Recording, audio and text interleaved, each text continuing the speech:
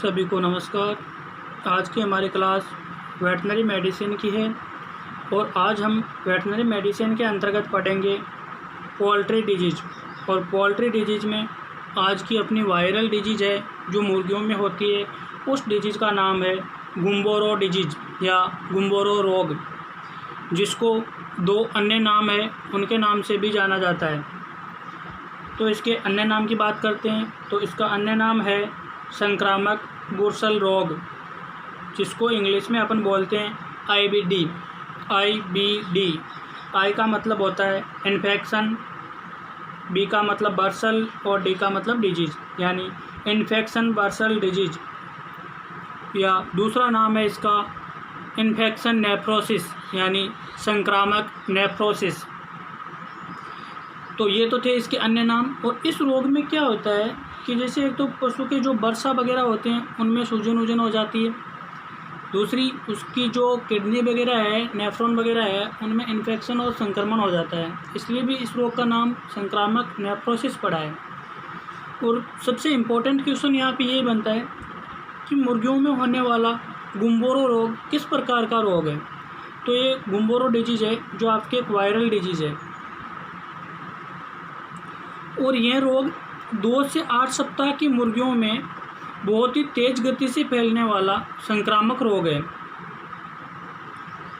और इस रोग को सबसे पहले 1952 में USA के गुम्बोरो नामक प्रदेश में देखा गया, इसीलिए इस रोग का नाम गुम्बोरो रोग कर दिया।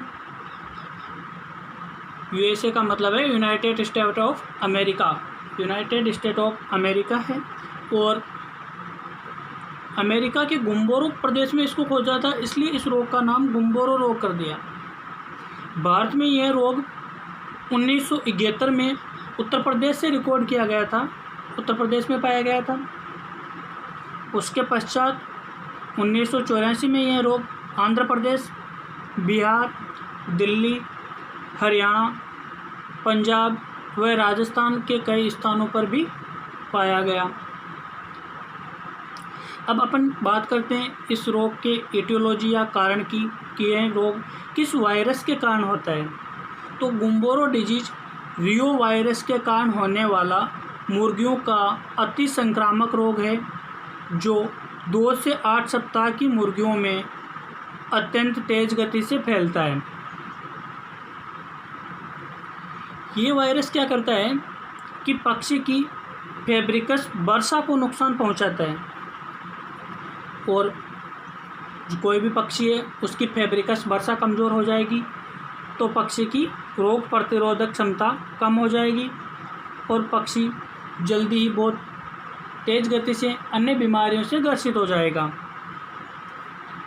आगे देखते हैं कि यह वायरस 1% फॉर्मेलिन या क्रिसोल से आसानी से इनएक्टिव हो जाता है। जब भी अपने फार्म पर अगर गुम्बोरो वायरस है, गुम्बोरो डिजीज़ है जिसके रियो वायरस का इन्फेक्शन हो गया, तो अपन अपने पोल्ट्री फार्म को 1% फॉर्मेलिन या क्रिसोल से स्टरलाइज करेंगे या निसंक्रमित करेंगे तो ये वायरस है जो आपका नष्ट हो जाता है, इनएक्टिव हो जाता है।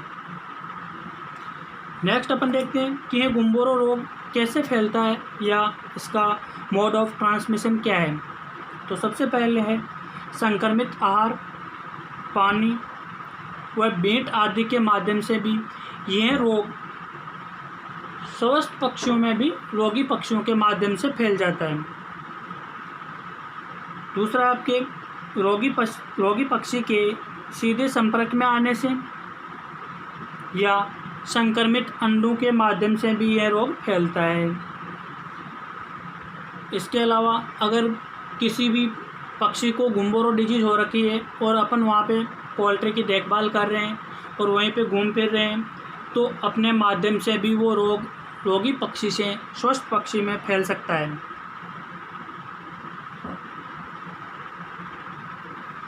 नेक्स्ट बात करते हैं इसके लक्षण या सिम्टम की कि गुम्बोरो डिजीज़ में पक्षी में क्या लक्षण दिखाई देते हैं। तो सबसे पहले पक्षी है जो उन्माद की स्थिति में आ जाता है, मानसिक रूप से डिप्रेशन के लक्षण दिखाई देते हैं पक्षी में। दूसरा लक्षण है आपके पक्षी को पानी जैसे सफ़ेद भयंकर दस्त हो जाते हैं। इतने पतले दस्त होते हैं कि पानी जैसे सफ़ेद सफ़ेद दस्त आते हैं पक्षी के, जिससे पक्षी में डिहाइड्रेशन की स्थिति पैदा हो जाती है। ये बार बार पशु का नाम आ जाता है, लेकिन ये जो डिजीज है वो पोल्ट्री की है, तो आप ध्यान रखना इस चीज़ का। नेक्स्ट आपके कि पक्षी पंखों को फड़फड़ाकर, कांपकर और लड़खड़ाकर चलता है।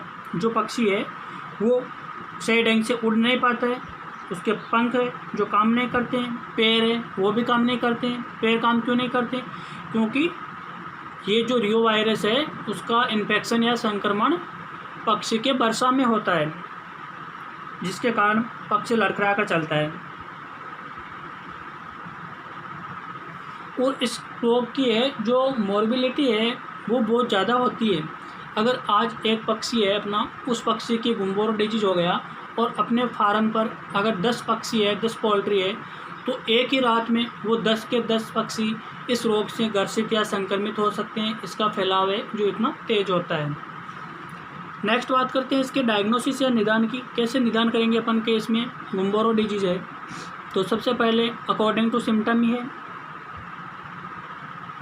उसके पश्चात जब अपन पोस्टमार्टम करते हैं तो पक्षी के क्लोइकल बर्सा को बर्सा ऑफ फेब्रिकस कहते हैं। जो मतलब पक्षी है उस पक्षी का क्लोइका है। क्लोइका क्या होती है? Cloaca digestive system, urinary system और जेनाइटल सिस्टम के लिए पक्षियों में पाई जाने वाली एक कॉमन ओपनिंग होती है। तो उस कॉमन ओपनिंग में जो बर्सा पाया जाता है उस बर्सा को बर्सा ऑफ फेब्रिकस कहते हैं। उसमें सूजन आ जाती है, उसमें से पीला पानी जैसा द्रव्य भरा हुआ नज़र आता है और कभी कभी इसे रक्तस्राव भी हो जाता है। तो ये चीज़ अपने को पोस्टमार्टम के दौरान दिखेगी। नेक्स्ट है पेक्टोरल यानी पंखों वाला भाग, ये थाई व पैर की मांसपेशियां कंजेस्टेड व रक्तस्रावित हो जाती है। यानी जो पेक्टोरल रीजन है उसकी, थाई रीजन की और पैरों की मांसपेशियां हैं वो कंजेस्टेड हो जाती है और वहाँ से रक्तस्रावित होता है। नेक्स्ट है कि जब भी अपन पोल्ट्री का पोस्टमार्टम करेंगे तो उसके गिजार्ड व प्रोवेंट्रिकुलस के जोड़ पर छोटे छोटे खून के धब्बे दिखाई देते हैं। गिजार्ड मुर्गी के आमाशय का मांसपेशीय भाग है और प्रोवेंट्रिकुलस या प्रोवेंट्रिकल्स मुर्गी के आमाशय का ग्रंथिक भाग है, जिसे अपन सत्य स्टोमक या ट्रू स्टोमक या सत्य पेट कहते हैं, वो है। तो गिजार्ड और प्रोवेंट्रिकल के जोड़ पर छोटे छोटे खून के धब्बे मिलते हैं। ये चीज़ अपने को पोस्टमार्टम के दौरान दिखाई देगी। नेक्स्ट बात करते हैं अपन डायग्नोसिस की। तो किडनी में सूजन और मूत्र इकट्ठा हुआ मिलता है। किडनी के उसके सूजन आ जाती है और उसमें मूत्र इकट्ठा हुआ मिलता है। नेक्स्ट है कि जो अपना यकृत है वो फैटी हो जाता है, उसमें फैट्स जमा हो जाती है और डिस्कलरेशन हो जाता है। यकृत का डिस्कलरेशन हो जाता है। इसके अलावा कई सीरोलॉजिकल टेस्ट है, वो भी अपन गुम्बोरो डिजीज में कर सकते हैं। सीरोलॉजिकल टेस्ट में सबसे पहले अपन देखते हैं एग्लूटिनेशन टेस्ट, दूसरा आपके कोएगुलेशन टेस्ट, तीसरा है आपके डॉट एलाइजा टेस्ट और चौथा है आपके अगार जेल इम्यून डिफ्यूजन टेस्ट। ये आपको जितने भी सीरोलॉजिकल टेस्ट है उसके केवल और केवल नाम याद रखने हैं। ये आपको कोई भी टेस्ट नहीं पूछेगा कि कौन सा टेस्ट कैसे किया जाता है, इसमें कितनी मात्रा में कौन कौन से केमिकल्स लेते हैं और किस प्रकार करेंगे, कोई नहीं पूछेगा। केवल नाम आपको याद रखना है कि कोएगुलेशन टेस्ट किस डिजीज में किया जाता है, तो गुम्बोरो डिजीज में किया जाता है। अगार जेल इम्यून डिफ्यूजन टेस्ट किस बीमारी में किया जाता है, तो पोल्ट्री की गुम्बोरो डिजीज में किया जाता है, जो एक वायरल डिजीज है। नेक्स्ट देखते हैं अपन उपचार या ट्रीटमेंट।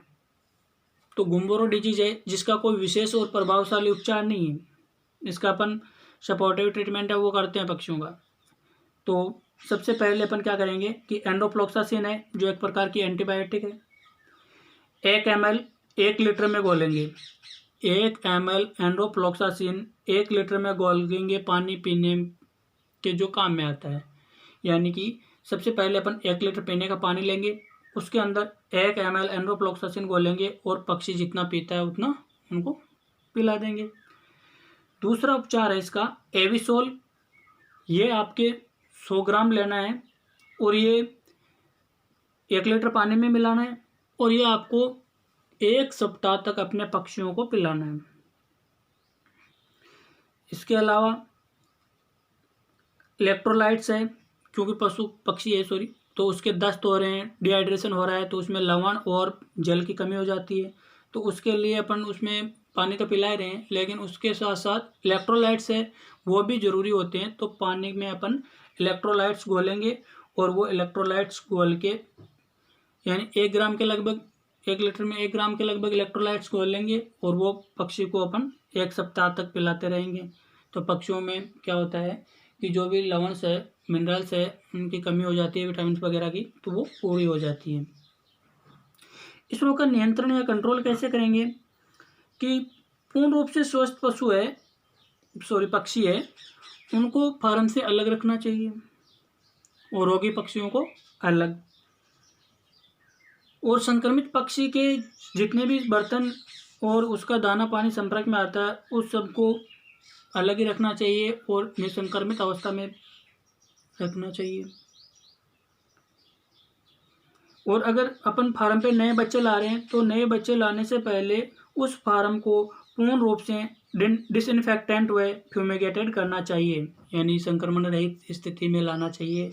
और फार्म पर आने वाले जितने भी लोग हैं उन सब की निगरानी रखनी चाहिए कि कोई संक्रमित मनुष्य नहीं आ रहा, इधर उधर नहीं थूक रहा है, तो इनसे भी ये क्या है, रोग फैलता है।